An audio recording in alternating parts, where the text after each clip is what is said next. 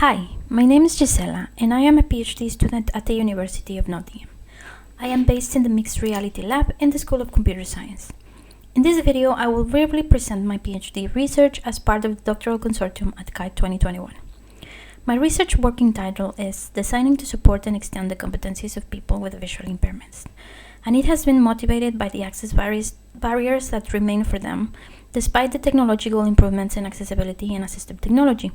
So, accessibility awareness must extend to areas beyond specialized assistive technology and incorporated into mainstream technologies to the extent possible, while taking into consideration that some technological solutions are still rooted in ableist assumptions by framing impairments as a problem or a burden. So my PhD aims to explore how the knowledge, expertise, abilities and needs of people with visual impairments can be effectively and respectfully communicated to researchers and designers within and beyond the assistive technology field. Building on an ethnomethodological approach and its interest in competence, this research seeks to uncover the specific methods people use in their everyday activities with and around technology. For doing so, my PhD has been divided in two main studies.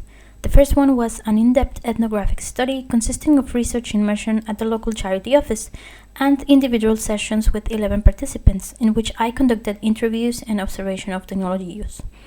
The analysis of this study has been twofold. First, focusing on practices and competencies of participants, three main sets of technology practice were identified: social relations, textual reading, and mobility. And sets of competencies enabling them were outlined, comprising functional, social, and adaptation levels. For more information about the study and the analysis, please read the SIGCHI 2020 paper entitled Reframing Disability as Competency. The second part of the analysis has been focused on technology demonstrations, as they were a pervasive phenomenon captured during fieldwork. I identified over 100 instances in my data, which were systematically analyzed, focusing on the interactional work of demonstrating, that is, how demonstrations are practically accomplished. I now play a short example conducted by a blind participant. So, I'm looking for the light from where it's detected. So that tells me there's a light source there. Also, if the fridge light is working,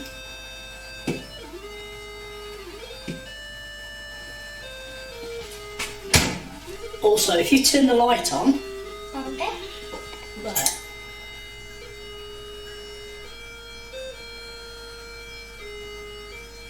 so the light is roughly there, and that helps me on a night time finding whether or not the lights have been left on. Okay, I turn it off. I'm going to use that quite often. There is a lot to unpack from this short clip. For example, we can say that my role is not only as a passive observer, but as an active audience. And even so the participants' actions are not fully naturalistic, as some might argue, we can still learn a great deal from his personal experience as a blind person. Currently, I am writing up the insights from this analysis, articulating the value of demonstrations for HCI and accessibility research. The second study of my PhD is underway, consisting of a set of online workshops bringing together a mixed group of participants with and without visual impairments. In the workshops, I aim to explore the concept of competencies and the video demonstration materials as resources for supporting collaborative design activities. For this, I designed a set of design cards defined from my previous findings, consisting of 5 categories: competency, tool, activity, relation, and location. For example, the cards in the competency category are auditory, tactile, visual, verbal, spatial, memory, assistance, visibility, and negotiation. Each card has a name, a brief description, and an icon or illustration.